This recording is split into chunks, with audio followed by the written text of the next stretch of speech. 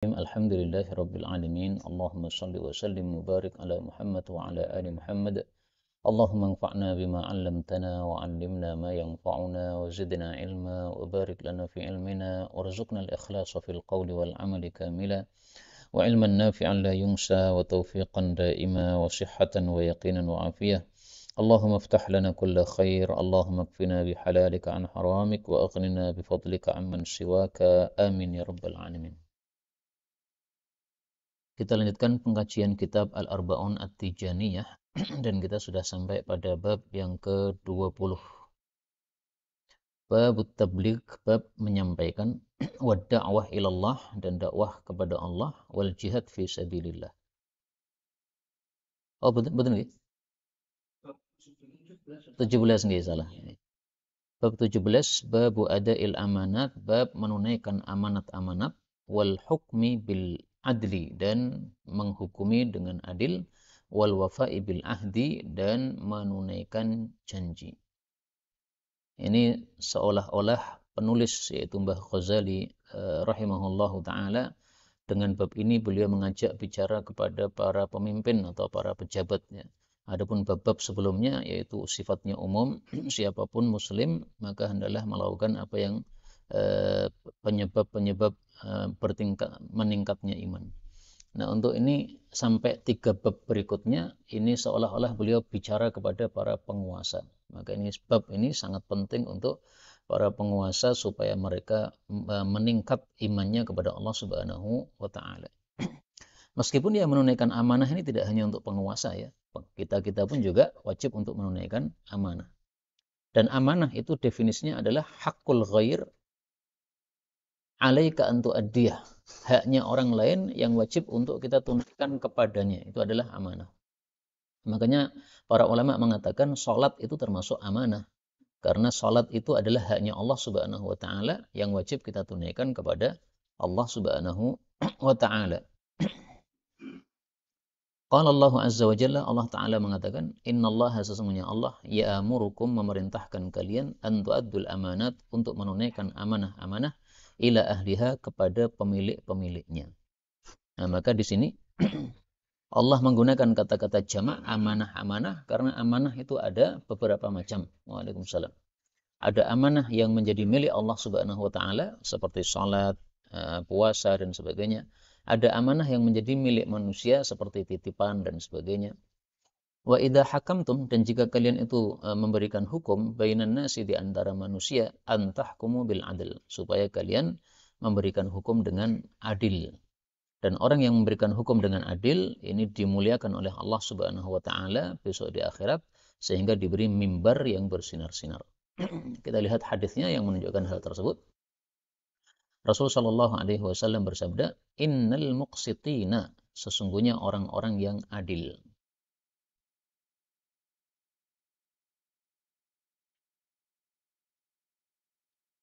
Innal muqsitina, sesungguhnya orang-orang yang adil indallahi di hadapan Allah. Yaumal qiyamah, besok pada hari kiamat, ala manabir min nur, berada di atas mimbar-mimbar yang bersinar. An yaminir rahman, di bagian kanannya Allah Subhanahu wa taala. Wakilta yadayhi yamin, dan kedua tangannya Allah itu kanan. Ini termasuk hadis sifat yang kita tidak usah menafsirkannya karena kita nggak ngerti ilmu gaib. Mereka adalah alladzina ya'dilun, orang-orang yang adil fi hukmihim, dalam hukum mereka, wa ahlihim, juga kepada keluarga mereka, wa ma walu, dan juga pada perkara-perkara yang mereka menjadi pengurus padanya. Hadis riwayat Muslim sahih. Nah, maka adil ini sesuatu yang sangat mulia di hadapan Allah sehingga pahalanya dibesarkan oleh Allah Subhanahu wa taala. Innallaha, sesungguhnya Allah, ni'imma, sangat baik, ya'idukum, yang dia menasihati kalian, bihi, dengannya. Itu dua nasihat tadi yang disebutkan sebelumnya. Innallaha kana, sesungguhnya Allah adalah sami'an basira, maha mendengar, maha melihat. Ini kata-kata ni'imma sengaja saya kasih harakatnya ainnya dengan sukun. Karena memang boleh dua qiraah ya. Boleh dibaca ni'ma, boleh juga dibaca ni'imma seperti biasanya. Dan terjemahnya tidak berubah ini. Dan ini cuma perbedaan logat saja. Seperti kalau orang Jawa Tengah mengatakan wirawiri, Jawa Timur riwariwi. Cuma begitu aja, tidak mengubah makna. Demikian juga di sini saya tulis ya'murukum. Nah, ini ya'murukum. Karena memang boleh dibaca seperti itu. Jadi huruf yang paling dianggap susah bagi orang Arab itu huruf hamzah. Sehingga mereka lebih suka untuk menghilangkan hamzah. Ya diganti ya, nih, berarti itu sudah dihilangkan. Kadang dihilangkan, kadang diganti dengan ya, kadang diganti dengan wawu. Ini dalam rangka untuk meringankan pembacaan huruf hamzah menurut orang-orang Arab. Adapun hadisnya an Abi Hurairah radhiyallahu anhu qala Rasulullah sallallahu alaihi wasallam, addi tunaikanlah al-amanata, amanat itu ila man tamanaka, kepada orang yang mengamanahi engkau.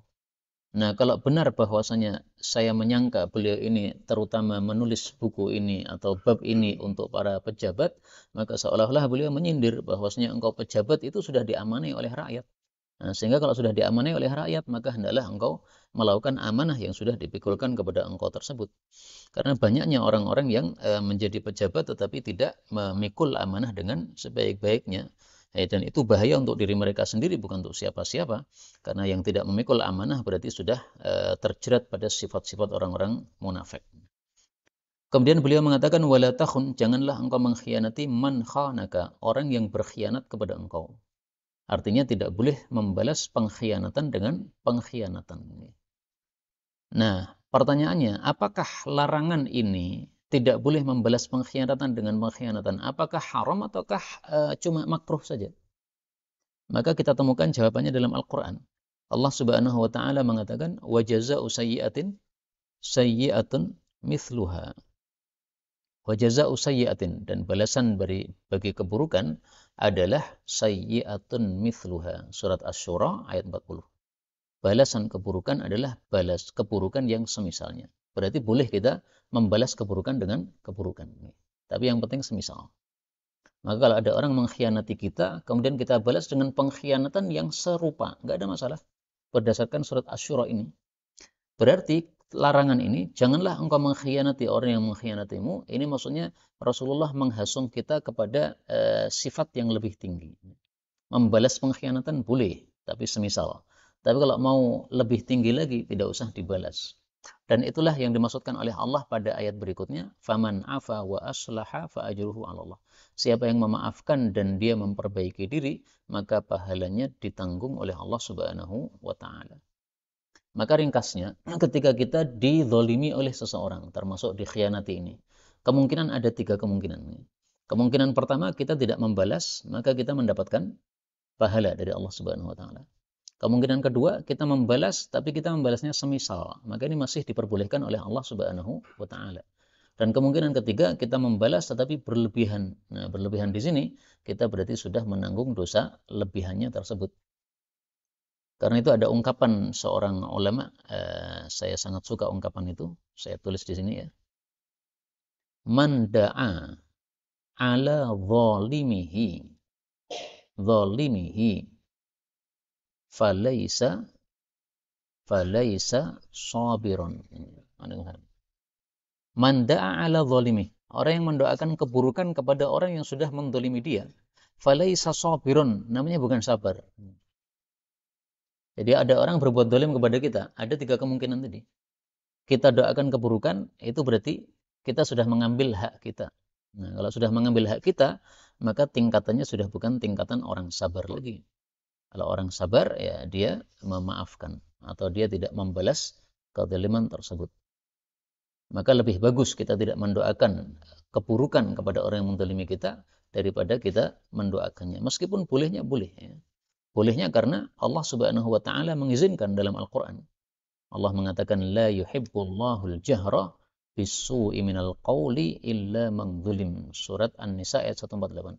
Allah tidak menyukai mengeraskan doa yang jelek atau perkataan yang jelek kecuali orang yang dizalimi. Maka diperbolehkan orang yang dizalimi mendoakan jelek kepada orang yang menzaliminya. Tetapi tingkatan yang lebih tinggi lagi adalah kita memaafkan. Karena itu Allah kemudian pada ayat berikutnya mengatakan in tubdu khairan au tukhfuhu au ta'fu ansu.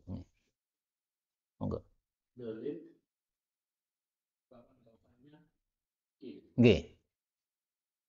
Kira-kira jalan pikirnya bagaimana orang tua itu? Nggih.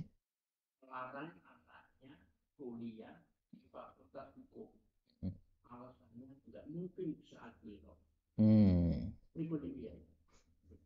fakultas hukum ya.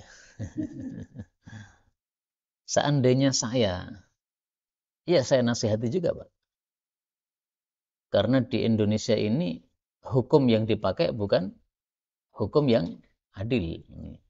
Sementara Rasul Shallallahu Alaihi Wasallam bersabda, al-qudatu thalathatun. Hakim itu cuma ada 3 kemungkinan.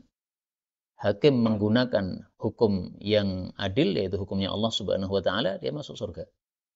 Yang kedua, hakim yang paham hukum Allah tapi nggak pakai, neraka. Hakim yang tidak paham hukum Allah, akhirnya pakai hukum yang lain, ya neraka. Berarti kemungkinan masuk surga cuma 1, kemungkinan masuk neraka 2. Nah, kalau saya punya anak begitu ya saya nasihati. Tapi kewajiban orang tua kan cuma menasihati Pak. Kalau sudah dinasihati dan tidak mau ya sudah lepas tanggung jawab. Baik, kembali ke sini tadi. Jadi Allah Subhanahu wa taala membolehkan kita mendoakan jelek kepada orang yang zalim, tapi Allah mengatakan au ta'fu angsu. Kalau kamu memaafkan keburukan, maka Allah pun juga Maha memaafkan dan Maha kuasa. Alias memaafkan itu lebih utama daripada kita mendoakan keburukan. Maka kata-kata ini wala takhun, ya, janganlah engkau membalas khianat man khanaka, orang yang mengkhianatimu. Ini hukumnya bisa 2. Hukumnya bisa haram, hukumnya bisa makruh. Kalau kita membalas pengkhianatan tapi yang semisal, nah, maka ini hukumnya makruh saja. Tapi kalau kita membalas dengan pengkhianatan tapi yang lebih besar lagi, nah, maka di sini hukumnya haram. Kemudian bab berikutnya 18, babus sulh, bab perdamaian wal islahi dan mendamaikan bainan nasi di antara manusia. Qala Allah Azza wa Jalla, Allah mengatakan wasulhu, dan damai itu khairun, lebih baik. Maksudnya lebih baik daripada tidak damai. Nah, di sini kata-kata lebih baik tidak disebutkan kalimat berikutnya, yaitu kalau disebutkan kan min tarkihi. Wasulhu, damai itu khairun, lebih baik min tarkihi, daripada meninggalkan damai. Nah, kalimat min tarkihi ini dihapus. Kenapa? Karena sudah mafhum, dan orang Arab itu paling suka meringkas kalimat sehingga kalimatnya menjadi singkat padat. Sehingga mereka punya satu kaidah, yaitu mereka mengatakan khairul kalam, sebaik-baik ucapan adalah ma dalla wa qalla. Sesuatu yang sudah jelas tapi singkat. Sehingga mereka lebih suka untuk melakukan peringkasan-peringkasan kata, ijaz namanya, yaitu kalimatnya tidak dipanjangkan karena sudah mafhum. Kemudian Allah katakan wa uhdirat, dan dihadiri al-anfusu, jiwa-jiwa itu, asyuha, dengan kepelitan. Maksudnya seringkali orang itu tidak mau damai gara-gara pelit. Dia pengennya mau ngambil haknya semuanya. Nah, kalau 2 orang sama-sama pengen ngambil haknya sempurna, ya akhirnya damai pun tidak terjadi. Artinya damai itu perlu kita ngalah. Makanya Allah Subhanahu wa taala kemudian menghasung untuk ngalah, wa in tuhsinu, kalau kalian berbuat baik, wa tattaqu, dan bertakwa, fa innallaha kana bima ta'maluna khabira. Allah itu mengetahui terhadap apapun yang kalian amalkan. Nah, maka ngalah itu termasuk perbuatan baik berdasarkan ayat ini. Karena ngalah itu menunjukkan dia tidak pelit. Ya, ngalah bukan kalah, berbeda. Bahkan justru orang yang ngalah itu nanti akan dimuliakan oleh Allah Subhanahu wa taala. Orang yang memaafkan itu akan dimuliakan oleh Allah Subhanahu wa taala. An Ummi Kulthumin binti Uqbah bin Abi Mu'aytin. Nah, ini seorang sahabiyah, Ummi Kulthum. Sementara bapaknya adalah tokoh kafir, Uqbah bin Abi Mu'ayt. Maka banyak para sahabat-sahabat Nabi SAW, sementara bapak ibunya itu tokoh-tokoh kafir yang terkenal, tetapi anaknya malah menjadi sahabat Nabi SAW. Nah, seperti ini kita bahas supaya kita mengambil pelajaran darinya, bahwa tidak semua orang baik melahirkan orang baik, dan tidak semua orang baik bapaknya orang yang baik. Wa kanat, dan adalah Ummu Kulthum minal muhajiratil awwal, termasuk para muhajirin yang pertama. Allati bay'ana an-nabiyya sallallahu alaihi wasallam, yang telah berbaiat kepada Nabi Muhammad sallallahu alaihi wasallam. Nah, ini juga menunjukkan disyariatkannya baiat di dalam Islam, yaitu janji setia untuk taat kepada pemimpin. Tapi menurut guru saya, Syekh Walid tadi yang saya tampilkan fotonya ini, bahwasanya baiat itu khusus untuk para khalifah saja. Sementara tidak ada khalifah, berarti nggak ada baiat. Maka ketika seandainya Mbah Kiai Ghazali masih hidup, ya kita nggak baiat sama beliau karena bukan khalifah. Kita hanya taat sebagai murid kepada guru saja, tapi masalah baiat ini masalah khusus bagi para khalifah. Ini yang beliau sampaikan kepada kami waktu itu seperti itu. Dan ini yang saya ikuti, bahwasanya baiat tidak dilakukan kecuali kepada para khalifah saja. Annaha, bahwasanya Ummu Kulthum sami'at, mendengar Rasulullah sallallahu alaihi wasallam yaqul. Laisal kadzdzab, bukanlah orang yang berdusta, alladzi yuslih, orang yang mendamaikan bainan nasi, di antara manusia, wa yaqulu khairan, dan dia menyampaikan yang baik, wa yanmi khairan, dan dia menyampaikan yang baik. Yaqulu berkata, ya, kalau yanmi menyampaikan. Maksudnya adalah orang yang mendamaikan dua orang itu boleh menyampaikan kata-kata yang dusta. Misalnya A dengan B ini bertengkar. Nah, kemudian kita membuat kata-kata seolah-olah A mengucapkannya memuji B. Kita sampaikan kepada B, kamu dipuji oleh A. Padahal tidak. Nah, gara-gara B itu merasa dipuji oleh A, akhirnya dia tidak memusuhi A lagi. Nah, akhirnya menjadi damai. Nah, seperti ini diperbolehkan di dalam Islam oleh Nabi Shallallahu Alaihi Wasallam. Maka ini menunjukkan besarnya pahala, besarnya atau pentingnya masalah mendamaikan orang.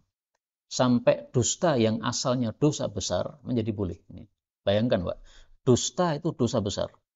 Disebutkan oleh Nabi termasuk akbarul kabair, dosa terbesar. Seperti syirik, demikian juga membunuh. Tapi begitu tujuannya adalah untuk mendamaikan, maka oleh Nabi SAW, hukum dosa besar tadi menjadi mubah, menjadi boleh.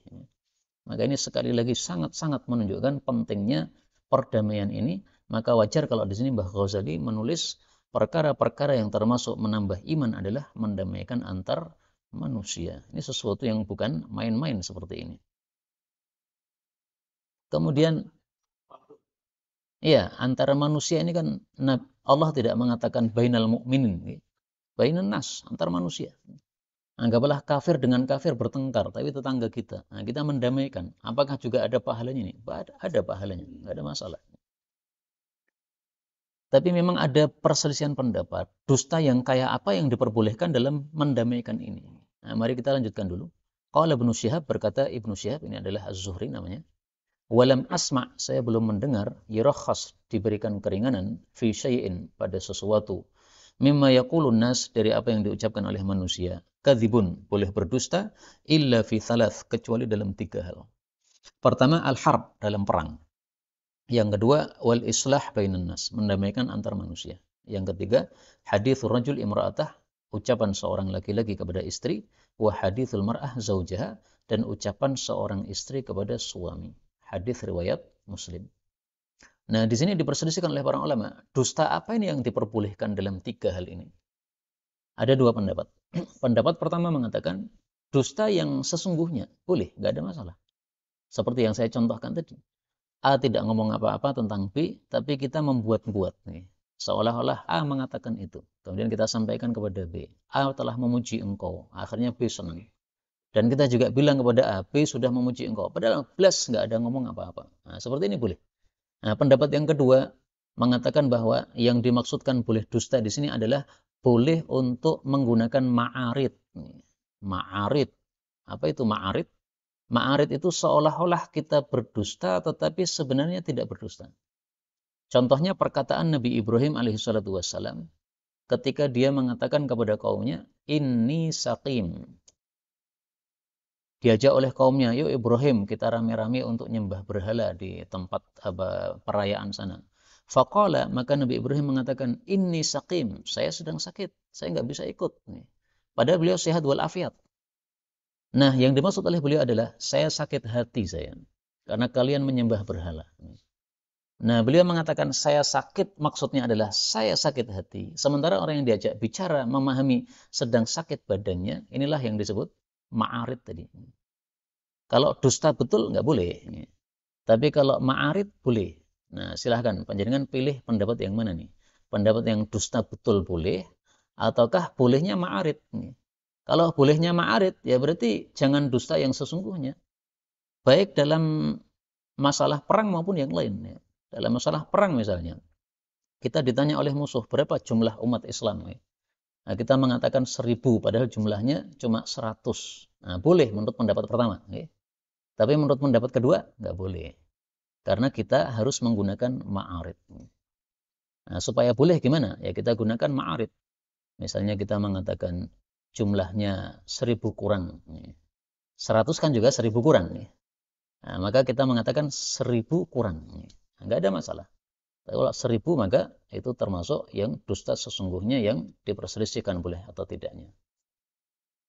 Demikian juga islah dalam mendamaikan ini. Kemudian yang ketiga, bicaranya seorang laki-laki kepada istri dan bicaranya istri kepada suami. Nah ini maksudnya dijelaskan oleh para ulama, yaitu dalam rangka untuk memuaskan istri saja, memuaskan pasangan. Sebagaimana sabda Nabi SAW dalam hadis yang lain, liyurdiyaha. Yuhaddithur rajul imra'atah, seorang bicara kepada istrinya, liyurdiyaha, supaya istrinya puas.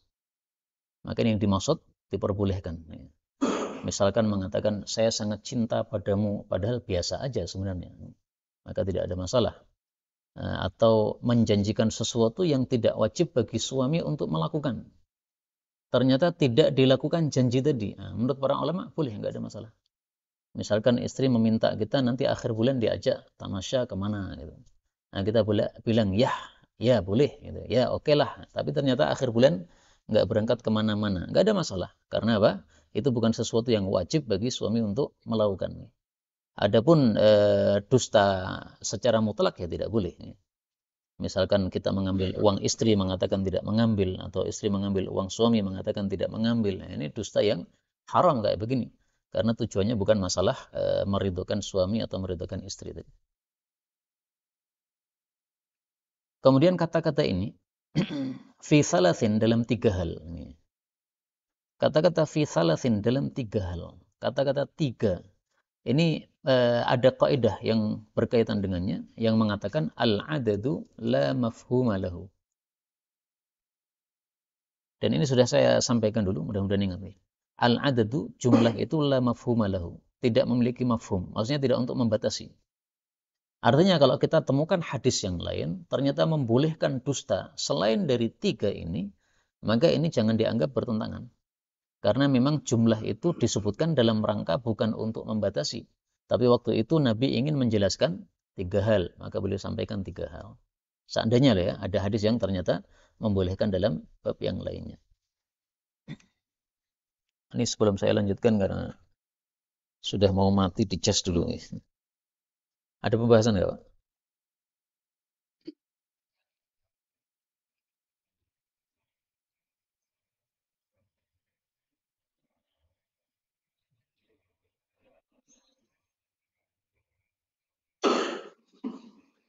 Bab 19 nih. Babul amri bil ma'ruf, bab amar ma'ruf, wan nahyi 'anil munkar dan nahi munkar.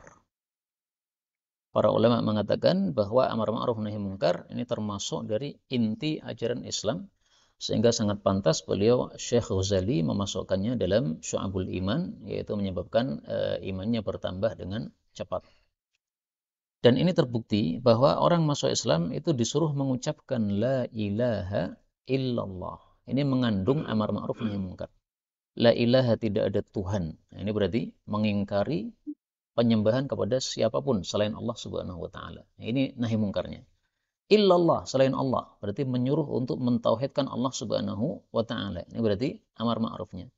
Nah, maka secara tidak sengaja seseorang itu ketika sudah masuk Islam, itu sudah diajari oleh Allah Subhanahu wa taala untuk lakukan amar ma'ruf nahi mungkar ini. Nah, dari sini benarlah perkataan para ulama bahwa amar ma'ruf nahi mungkar termasuk dari inti-inti ajaran Islam. Qala Allah azza wa jalla, Allah mengatakan, la khaira, tidak ada kebaikan fi katsirin, pada kebanyakan min najwahum, dari ucapan mereka yaitu ucapan manusia. Illa man amara bisadaqah, kecuali orang yang menyuruhkan untuk sedekah. Au ma'rufin, atau perbuatan baik. Au islahin, atau mendamaikan bainan nasi, di antara manusia. Di sini Allah sebutkan 3 hal. Ya. Pertama, menyuruhkan sedekah. Yang kedua, menyuruhkan perbuatan baik. Yang ketiga, menyuruhkan mendamaikan di antara manusia. Padahal sedekah dan mendamaikan manusia ini termasuk ma'ruf, termasuk perbuatan baik. Kenapa disebutkan secara khusus? Menunjukkan pentingnya dua hal ini. Pentingnya sedekah dan pentingnya mendamaikan antar manusia. Maka ini termasuk dalam bab apa? Zikru al-khassi ba'da al-'am. Dan zikru al-'ammi ba'dal khas. Zikrul khas menyebutkan yang khusus ba'dal 'am, setelah yang umum. Yang umum ini Pak, ma'ruf ini. Kemudian yang khusus ini, islah. Mendamaikan itu termasuk perbuatan baik. Nah, ketika disebutkan secara khusus setelah sesuatu yang umum, ini menunjukkan pentingnya sesuatu yang khusus tadi. Atau zikrul khas, zikrul 'am ba'dal khas, menyebutkan yang umum setelah yang khusus. Yang khusus ini sedekah, yang umum ini ma'ruf. Sama juga, yaitu menunjukkan pentingnya hal tersebut. Dan ini berlaku untuk semua contoh-contoh yang lain. Ketika disebutkan yang khusus setelah yang umum, ini pasti menunjukkan fadilahnya khusus yang disebutkan tersebut. Misalkan Allah Subhanahu wa taala mengatakan pada surat At-Tahrim ayat yang keempat nih. Fa innallaha huwa maulah. Allah itulah yang menjadi pengurus beliau, penolong beliau, wa Jibril dan malaikat Jibril, wa salihul mu'minin dan orang-orang mukmin yang soleh, wal malaikatu dan para malaikat. Jibril termasuk malaikat, tapi disebutkan secara khusus. Maka ini menunjukkan fadilahnya malaikat Jibril alaihi salatu wassalam. Sehingga wajarlah mayoritas ulama berpendapat bahwa malaikat yang paling utama itu adalah malaikat Jibril alaihi salatu wassalam. Meskipun ada pendapat yang lain yang mengatakan bahwa pemikul singgasana Allah itulah yang paling mulia di hadapan Allah Subhanahu wa taala. Kemudian di sini Allah mengatakan wa may yaf'al dzalika. Barang siapa yang melakukan itu, yaitu yang sudah disebutkan tadi, ibtigha'a mardatillah, karena mencari ridha-ridha Allah, fasawfa nu'tih, maka kami akan berikan kepadanya ajrun 'azima, pahala yang besar. Nah, di sini ilmu qiraat yaf'al dzalika, lam ketemu dzal, ini boleh dibaca idgham. Sehingga sengaja di sini di atas dzal saya tuliskan tasydid. Ini berarti bacaannya wa may yaf'al dzalika. Nah, kenapa kok idgham? Karena makhrajnya lam dengan makhrajnya dzal itu berdekatan nih. Nah, kan dekat nih. Nah, ketika makhrajnya dekat, nah itu bisa diidghamkan. Istilahnya adalah idgham mutaqaribain. Idgham karena dekatnya makhraj. Di sini Allah katakan, siapa yang melakukan itu dalam rangka mencari ridha Allah Subhanahu wa taala. Berarti ini syaratnya. Kalau melakukannya karena pamrih manusia, nah, maka tidak ada pahalanya di hadapan Allah Subhanahu wa taala. Tapi kalau hanya semata-mata mencari ridha Allah Subhanahu wa taala, maka inilah yang mendapatkan pahala di hadapan Allah Subhanahu wa taala. Nah, kata-kata ini mencari ridha Allah, ini perlu kita renungkan. Kenapa Allah katakan mencari ridha Allah? Allah tidak mengatakan mencari surga misalnya, atau mencari pahala misalnya. Tapi kenapa ridha Allah? Nah, kita ketemukan jawabannya dalam Quran dan hadis. Dalam Quran, Allah Subhanahu wa taala mengatakan, "Wa ridwanum minallahi akbar." Dan ridha dari Allah itulah perkara yang terbesar. Ini surat At-Taubah ayat 72. Jadi surga itu kalah dengan ridha Allah Subhanahu wa taala. Kenikmatan surga semuanya kalau dibandingkan dengan ridha Allah itu masih besar ridha Allah Subhanahu wa taala. Kita temukan juga dalam hadis Nabi sallallahu alaihi wasallam. Rasulullah bersabda, "Idza dakhala ahlul jannatil jannah." Kalau penghuni jannah sudah masuk jannah. Yaqulullahu azza wa jalla, Allah bertanya, "Hal tashtahuna syai'an?" Apakah kalian masih menginginkan sesuatu? Fa azidakum, akan saya tambah. Fayaquluna, maka ahli surga bertanya, Rabbana, wahai pemelihara kami, wa ma fawqa ma a'taitana. Apa yang di atas kenikmatan yang sudah engkau berikan ini? Jadi dianggap ini kenikmatan sudah maksimal, enggak ada lagi kenikmatan yang lain. Fayaqulu, Allah menjawab, ridwani akbar, ridhaku yang paling besar. Hadis riwayat Hakim. Demikian juga dalam hadis muttafaqun alaih, Allah mengatakan, Uhillu alaikum ridwani. Saya berikan kepada kalian ridhaku. Fala askhatu alaikum ba'dahu abada. Selama-lamanya tidak akan saya murka lagi kepada kalian, sehingga dia kekal dalam surganya Allah Subhanahu wa ta'ala. Mudah-mudahan semua kita masuk surga dengan aman. Amin ya rabbal alamin.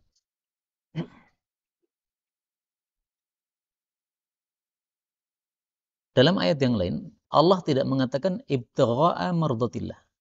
Tapi Allah mengatakan apa? Ibtigha'a wajhillah. Gitu.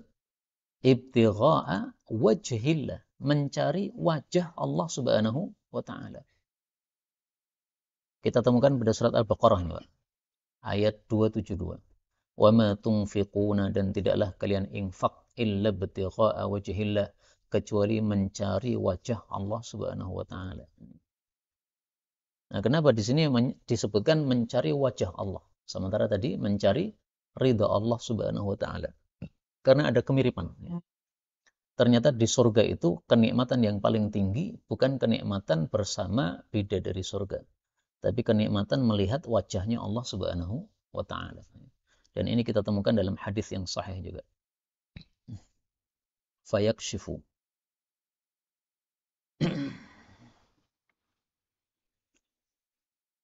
Ketika ahlu jannah sudah masuk jannah dan ahli neraka sudah masuk neraka, maka seseorang menyeru, wahai ahli jannah, innalakum indallahi mau'idan. Allah itu punya janji untuk kalian. Yuridu an yunjizukumuhu. Yunjizakumu. Allah ingin memberikannya kepada kalian karena sudah dijanjikan. Fayaqulun, maka mereka mengatakan, wa ma huwa? Janji apa? Bukankah Allah sudah memberatkan timbangan kami? Allah sudah putihkan wajah kami. Allah sudah masukkan kami ke dalam jannah. Allah sudah selamatkan kami dari neraka. Fayakshaful hijab. Maka Allah menyingkap hijabnya. Maka mereka bisa melihat kepada Allah subhanahu wa ta'ala. Fawallahi, maka demi Allah, ma'atahumullahu syai'an. Allah tidak pernah memberikan mereka sesuatu ahabba ilaihim minan nazar ilaih, yang lebih mereka sukai daripada melihat kepada Allah subhanahu wa ta'ala. Nah, maka ada kemiripan tadi. Ya. Ridha Allah itu paling tinggi, lebih tinggi daripada surga. Nah, demikian juga melihat wajah Allah itu adalah kenikmatan yang tertinggi, melebihi dari kenikmatan surga yang lain. Makanya kadang-kadang kita temukan ibtigha'a mardatillah, kadang-kadang ibtigha'a wajhillah. Nah, nanti coba dicari, Pak. Lebih banyak mana? Ibtigha'a mardatillah atau lebih banyak ibtigha'a wajhillah dalam Quran. Setahu saya lebih banyak yang mardatillah. Kita lanjutkan. Hadisnya an Abi Umayyah Asy-Sya'bani radhiyallahu anhu qala, sa'altu, saya bertanya, Aba Tha'labah al-Khushaniyya radhiyallahu anhu, faqultu ya Aba Tha'labah, kaifa taqul, bagaimana pendapatmu fi hadhil ayah, tentang ayat ini? Ya ayyuhalladzina amanu alaikum anfusakum, lazimilah diri kalian sendiri, urusilah diri kalian sendiri. Jadi maksudnya waktu itu orang-orang salah paham, Pak. Dikira amar ma'ruf nahi mungkar tidak wajib. Karena Allah mengatakan urusi dirimu, seolah-olah tidak usah ngurusi orang lain. Yang lain masuk surga, yang lain masuk neraka, biarkan. Yang penting kamu masuk surga sendiri. Nah, ternyata tafsiran itu salah. Makanya Abu Tha'labah mengatakan, ama wallah, ketahuilah demi Allah, laqad sa'alta anha khabiran. Sungguh kamu telah bertanya tentang ayat ini kepada orang yang paham. Maksudnya, saya paham ayat itu. Dan seperti ini bukan perkataan sombong, tapi seperti ini untuk meyakinkan kepada penanya bahwa kamu bertanya kepada saya ini pas, saya paham. Jadi seperti ini, kapan disebut sombong? Itu ketika niatannya untuk sombong. Tapi kalau niatannya tidak untuk sombong, tapi untuk meyakinkan kepada pendengar, nggak ada masalah. Sa'altu anha, saya bertanya tentangnya kepada Rasulullah sallallahu alaihi wasallam. Faqala, maka Nabi menjawab, bal, bahkan, itamiru bil ma'ruf, amar ma'ruflah kalian, wa tanahau 'anil munkar, dan salinglah kalian nahi munkar. Berarti amar ma'ruf nahi munkar hukumnya adalah wajib nih, karena perintah dari Nabi sallallahu alaihi wasallam, dan hukum asal perintah adalah wajib. Hatta, sehingga, idza ra'aita, jika engkau sudah melihat, syuhan muta'an, bakhil yang dituruti, wa hawan muttaba', dan hawa nafsu yang diikuti, wa dunya mu'tharah, dan dunia yang didahulukan daripada akhirat, wa i'jaba kulli dhi ra'yin, waalaikumsalam, dan takjubnya setiap yang punya pendapat, bi ra'yihi, terhadap pendapatnya sendiri, fa'alaika, maka lazimilah yakni yang beliau maksud binafsika lazimilah dirimu sendiri. Maksudnya tidak usah ngurusi orang lain. Kenapa? Karena nasihat sudah tidak ada gunanya lagi. Semua orang sudah mengikuti hawa nafsu, semua orang sudah mengikuti sifat pelit, semua orang sudah mendahulukan dunia, nggak ada yang mikir akhirat. Sehingga kita kasih nasihat, kita kasih nahi mungkar amar ma'ruf, nggak ada gunanya sama sekali. Nah, saat itulah baru kita tidak usah amar ma'ruf nahi mungkar. Nah, sekarang ini kan masih berguna, Pak, amar ma'ruf nahi mungkar nih. Sehingga masih wajib kita untuk amar ma'ruf nahi mungkar. Nah, kapan empat ini muncul? Ini menjelang akhir-akhir sebelum kiamat nih. Orang sudah tidak lagi mau mendengarkan nasihat. Kita nasihat seberapa pun tidak akan ada manfaatnya sama sekali. Dan makna ini yang disampaikan oleh Nabi, ya, tidak usah memberikan nasihat lagi kalau orang-orang sudah tidak mau mendengarkan. Ini kita temukan dalam Quran sebenarnya. Allah mengatakan, fadzakir in nafa'atidz dzikra. Surat Al-A'la ayat 9. Fadzakir maka berilah peringatan in jika nafa'at berguna adzikra peringatan itu. Artinya kalau dibalik atau mafhum mukhalafahnya, kalau sudah tidak berguna maka tidak usah memberikan peringatan nih, karena nggak ada gunanya lagi. Meskipun tafsir yang terkenal fadzakir maka berilah peringatan in sungguh nafa'at berguna adzikra peringatan itu. Maka kata-kata in itu bisa diartikan sungguh, bisa diartikan jika, bisa diartikan tidak. Nah, kapan kita terjemahkan jika, kapan tidak, kapan sungguh? Tentu saja melihat siyaqul kalam dan sibaqul kalam dan lihaqul kalam. Dulu udah pernah pakai siyak, sibak, lihaq. Siyak itu susunan kalimatnya, sibak itu bagian awalnya atau sebelumnya, kemudian lihaq itu bagian setelahnya. Nah, maka dari situ baru kita mengetahui apa makna in. Nah, di sini memang ada dua tafsir. Ada yang mengatakan in sungguh, ada yang mengatakan in jika. Kalau diartikan jika, maka sesuai dengan hadis ini tadi. Kalau sudah melihat 3 hal ini, 4 hal ini, nah, maka udah nggak usah kasih nasihat. Fa'alaika binafsik. Wata dan tinggalkanlah angka darimu al-awam, orang-orang umum, maksudnya orang lain, nggak usah digubris. Nah, maka sudah nggak ada gunanya lagi dinasihati.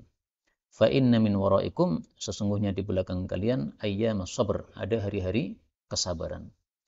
Maksudnya adalah as-sabru fihi, kesabaran padanya mithlu qabdin 'alal jamr, semisal menggenggam terhadap bara. Apa maksudnya?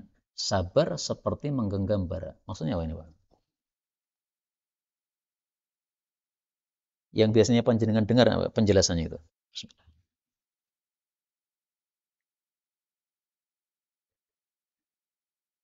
Sabar seperti menggenggam bara. Berarti berat namanya. Menggenggam bara kan berat sekali. Nah, itu tafsiran yang paling sering kita dengar begitu. Tapi saya mendengarkan tafsiran yang lain. Tafsiran yang lain adalah sabar pada masa-masa itu seperti menggenggam bara, maksudnya menakjubkan kalau ada orang kok bisa sabar pada masa itu. Hampir semua orang sudah nggak bisa sabar. Saking besarnya fitnah yang muncul. Kalau masih ada orang sabar, itu berarti orang yang sangat menakjubkan. Istiqomahnya dia di dalam mentaati Allah Subhanahu wa taala menakjubkan. Seperti orang yang menggenggam bara, pasti kita takjub semuanya. Kok isoman kok yang menggenggam bara? Nah, dua tafsiran ini menurut saya masuk akal semua. Menggenggam bara itu memang berat, maka sabar pada masa-masa fitnah berat sudah benar. Dan sabar pada masa-masa fitnah ini mengagumkan atau menakjubkan.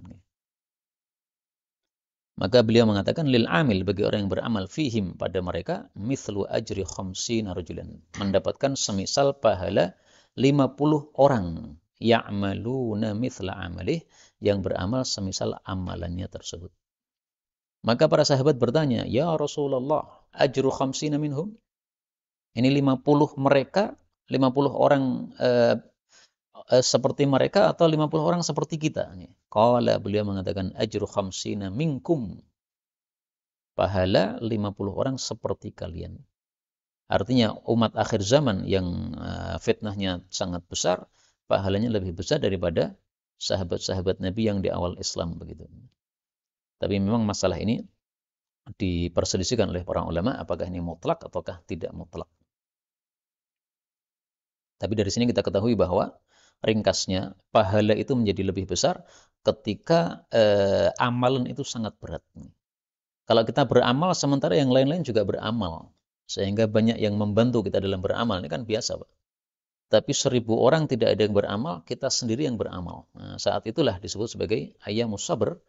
Itulah yang pahalanya dibesarkan oleh Allah Subhanahu wa taala. Dan makna ini bahwa Ridwan, iya, karena dia sendirian ya. Sementara yang lainnya sudah tidak mampu melakukan, tapi dia sendirian melakukan, ini pasti lebih berat. Dan makna ini kita temukan dalam hadis yang lain, bahwa ketika lebih berat maka pahalanya lebih besar.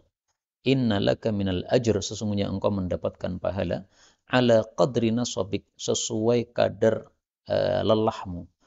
Jadi semakin berat semakin besar pahalanya, wa nafaqati, dan sesuai kadar besarnya nafkah yang kamu keluarkan. Hadis riwayat Hakim. Dan kata-kata 50 ini ya, ini bisa jadi betul-betul 50, bisa jadi betul maksudnya adalah taksir, yaitu maksudnya banyak. Seperti kalau kita orang Indonesia mengatakan peng seket buntet nih. Nah, maka orang Arab sering juga mengungkapkan kata-kata 40 atau 70 atau 100 atau 700 atau bisa jadi 50 ini termasuk.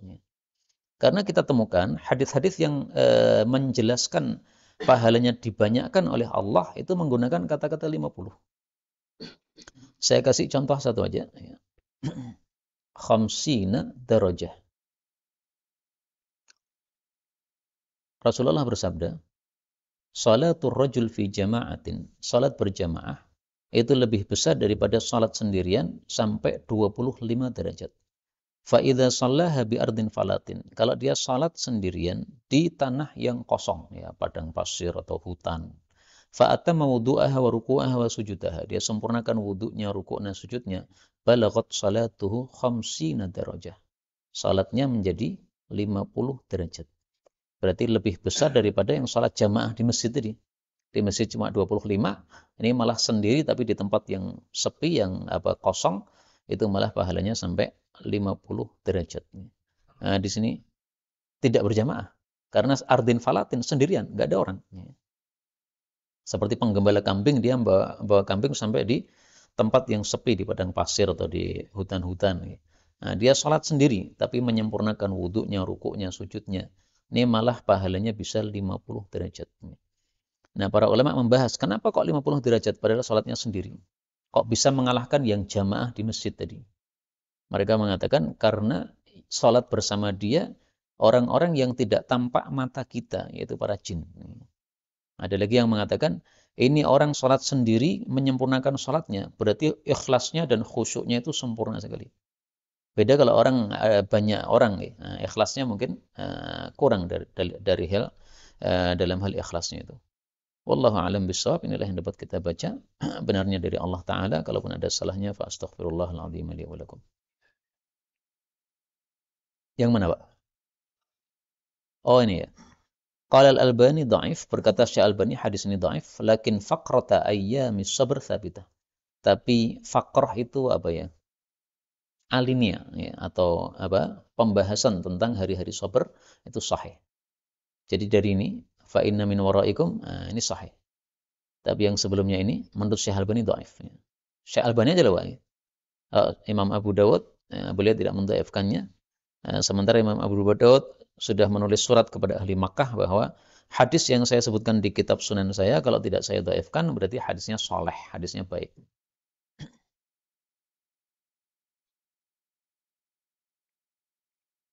Ini sudah 45 menit. Sisa waktu kita berikan waktu untuk panjenengan untuk memberikan tambahan-tambahan, atau kalau ada pembahasan juga dipersilahkan.